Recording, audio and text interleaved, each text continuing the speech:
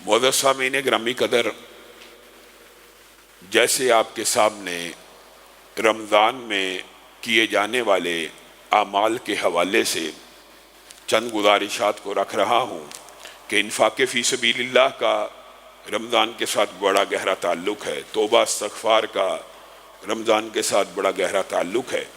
آج انشاءاللہ ہم اعمال میں سے نیکیوں کے ایک اور عمل کا ذکر کریں گے جس کا تعلق صرف رمضان سے ہی نہیں بلکہ اگر پوری زندگی کے اندر اس نیک عمل کو اختیار کیا جائے تو کوئی ایک مشکل، کوئی ایک مصیبت، کوئی ایک پریشانی ایسی نہیں جو رفع نہ ہو جائے۔ پہلی بات، وہ عمل کون سا ہے اور اس عمل کے فضائل و مناقب کیا ہیں اور اس کو چھوڑ دینے کی وعیدیں کیا ہیں۔ سنن ابن ماجہ میں حضرت ابو درداء کی ایک روایت موجود ہے کہ نبی کریم صلی اللہ علیہ وسلم نے ارشاد فرمایا، کیا میں تمہیں ایک ایسے عمل کی خبر نہ دوں کہ جو بہت پاکیزہ ہے، جو درجات کو بہت بلند کرنے والا ہے اور تمہارے رب کو بہت زیادہ محبوب اور پسندیدہ ہے، اور اس بات سے بہتر ہے کہ تم سونے اور چاندی کے پہاڑ خرچ کرو، اور اس بات سے بھی بہتر ہے کہ تم کافروں کی گردنوں کو کاٹو۔ اب یہاں تک بھی بات مکمل ہے۔ کسی بھی عمل کی فضیلت کو بیان کرنے کے لیے جو تجسس کا، جو حدیث کا، جو اسلامی تربیت کا ایک انداز ہے وہ تو مکمل ہو چکا کہ اس کے فضائل بیان کر دیے گئے اور لوگ متوجہ ہو کے سن لیں، لیکن اسی پر بس نہ کیا کہ تم کافروں کی گردنوں کو کاٹو، کیا کہا بلکہ کافر بھی تمہاری گردن کو کاٹیں۔ تم کافروں کی گردن کو کاٹو اور کافر تمہاری گردن کو کاٹیں۔ گویا اس بات کے اوپر حدیث نبوی نے مہر تصدیق کو ثبت کر دیا کہ یہ عمل حقیقت میں جہاد فی سبیل اللہ سے بھی بڑا ہے۔ صحابہ نے پوچھا، ایسا عمل اللہ کے رسول، آپ ایسا عمل تو ہمیں یقیناً بدیہی لازمی طور پہ بتلا دیجئے۔ تو رسول اللہ صلی اللہ علیہ وسلم نے 2 لفظوں میں بات کو مکمل کر دیا، کہا ذکر اللہ، اللہ کے ذکر سے اپنی زبان کو تر رکھنا ان تمام اعمال سے بہتر ہے۔ اللہ کے ذکر سے اپنی زبان کو تر رکھنا، ہر وقت معطر رکھنا۔ یہ زبان جہاں جھوٹ بولتی ہے، گالی دیتی ہے، لعن طعن کرتی ہے، حرام کمائی کے سلسلے بناتی ہے، اس زبان یہ برائیوں کی جڑ بھی ہے۔ دنیا کے سب سے بڑے گناہ اسی سے ہوتے ہیں، تو دنیا کی سب سے بڑی نیکی بھی اسی زبان سے ہو سکتی ہے۔ کتنی بڑی نیکی! اللہ کا شکر ہے کہ ہم اللہ ہی کی توفیق ہے، لیکن اللہ کا احسان بھی ہے اور اللہ کا شکر بھی ہے، ہم سب اس وقت اللہ کے گھروں میں سے ایک گھر میں بیٹھے ہیں، اور اللہ کے گھروں میں جب بندہ مومن اور مسلم بیٹھ جاتا ہے کس کام کے لیے؟ اللہ کے ذکر کو بلند کرنے کے لیے۔ میں اور آپ آئے کس لیے ہیں؟ میں کچھ اللہ رب العزت اور رسول اللہ صلی اللہ علیہ وسلم کی باتیں آپ کو بتلاؤں اور آپ یہ باتیں سنیں، گویا رب کے ذکر کے لیے اس مجلس میں یہ قائم حلقات آپ کے لیے اور میرے لیے خوشبری کا باعث ہے۔ کس لیے؟ رسول اللہ صلی اللہ علیہ وسلم نے فرمایا، اور ہمارا ایمان اور عقیدہ ہے جو رسول اللہ فرما دیں اس میں کوئی شک اور شبہ نہیں ہو سکتا۔ رسول اللہ صلی اللہ علیہ وسلم نے فرمایا، جب کسی مسجد میں، اللہ کے گھروں میں ذکر کے لیے لوگ جمع ہو جاتے ہیں، میرے ذکر کے لیے، میری بات سننے کے لیے، بات نصیحت کے لیے، تبلیغ دین کے لیے، سمجھنے سمجھانے کے لیے، تو آسمان سے ان کے لیے فرشتوں کا نزول ہوتا ہے۔ میرے بھائیوں، حدیثیں آپ نے شاید پہلے بھی سنی ہو لیکن غور نہیں کیا۔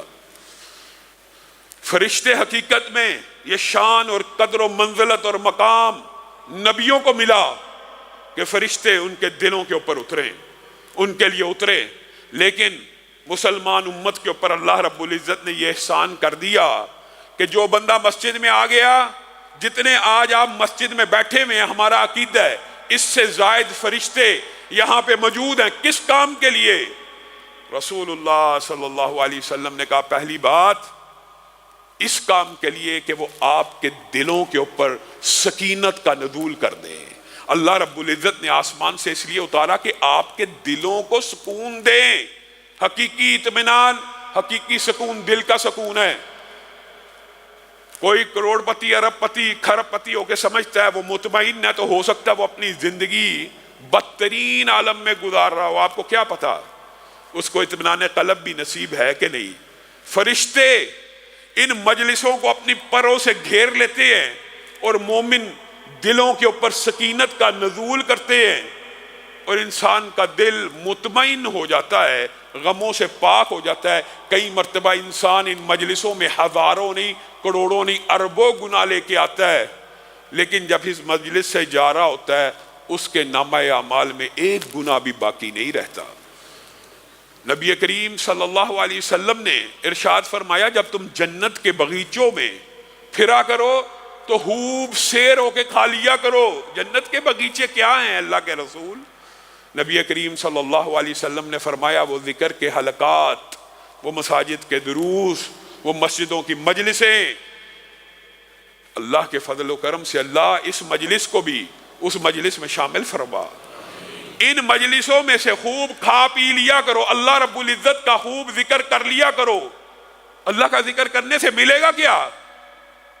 جو اللہ رب العزت نے اس بارے میں ٹریڈنگ کی ہے، جیسے انفاق فی سبیل اللہ کی ٹریڈنگ آپ کے سامنے رکھی، دیں اللہ کو ایک دیں، اللہ ہو سکتا ہے 700 کرے، اللہ ہو سکتا ہے 1,00,000 کرے، اللہ ہو سکتا ہے 2,00,000 کرے، اللہ کی مرضی ہے۔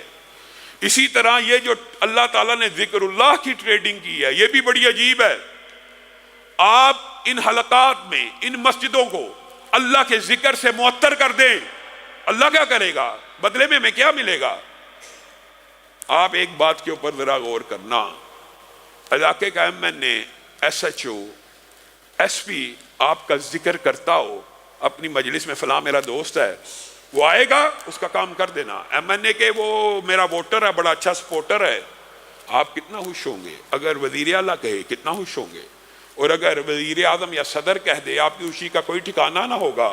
اور اگر امریکہ کا پریزیڈنٹ جو بائیڈن اپنی مجلس میں کہے فلاں ابن فلاں میرا دوست ہے، یا فلاں بندے کا ذکر اپنی مجلس میں کرے سب کے سامنے، آپ کی خوشی کا کیا ٹھکانہ ہوگا؟ اللہ رب العزت نے اس ٹریڈنگ کو سمجھانے کے لیے قرآن پاک میں ایک آیت کو نازل کیا، فَاذْكُرُونِي أَذْكُرْكُمْ، تم میرا ذکر ان مجلسوں میں کر کے دیکھو تو صحیح، عام مجلس میں بغیر مجلس کے تم میرا ذکر کر کے دیکھو تو صحیح، میں رب عرش کی بلندیوں پہ تمہارا ذکر کرنا شروع کر دوں گا۔ تم میرا ذکر کرو، میں تمہارا ذکر کرتا ہوں۔ بتائیے، یہ قدر و منزلت اور فضیلت کے اعتبار سے اکیلی یہی آیت بھی انسان کے لیے کافی ہے، لیکن نبی کریم صلی اللہ علیہ وسلم نے سمجھانے میں کوئی کسر نہ چھوڑی کہ کوئی ابہام نہ رہ جائے۔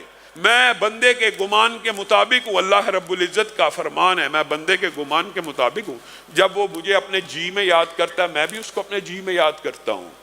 جب وہ مجھے اعلانیہ یاد کرتا ہے یا مجلس میں یاد کرتا ہے تو میں بھی اسے اعلانیہ یاد کرتا ہوں، رب کہہ رہا ہے، اور میں بھی اسے مجلس میں یاد کرتا ہوں، اور ایسی مجلس میں یاد کرتا ہوں جو میرے بندے کی مجلس سے بہتر ہے۔ بتائیے اللہ کی مجلس کیا ہے؟ فرشتوں کی، مقرب ملائکہ کی۔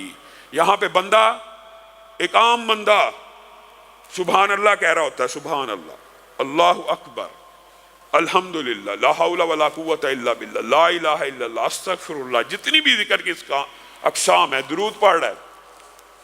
عرش کی بلندیوں پہ اللہ رب العزت ہر ذکر کے بدلے میں، ہر بندے کے ہر ذکر کے بدلے میں فرما رہے ہوتے ہیں میرے بندے نے میری تسبیح بیان کی۔ فرشتوں، میرے فلاں بندے نے سبحان اللہ کہا ہے، میرے فلاں بندے نے سبحان اللہ کہا ہے۔ ایک بندہ ہر وقت اللہ کے ذکر سے اپنی زبان کو معطر رکھتا ہے، اللہ رب العزت آسمان کی بلندیوں اور عرش کے اوپر اس بندے کا ذکر کرتے رہتے ہیں، یہاں تک کہ فرشتوں کو سمجھ آ جاتی ہے اللہ اس بندے کا اتنی کثرت سے ذکر کر رہے، اتنی کثرت سے ذکر کر رہے، گویا بندہ بھی کوئی کسر نہیں چھوڑ رہا، ہر لمحے ہر وقت ذکر ہی کرتا چلا جا رہا ہے، اور اللہ عرش پہ بیٹھ کے اس کا ذکر کرتے چلے جا رہے ہیں۔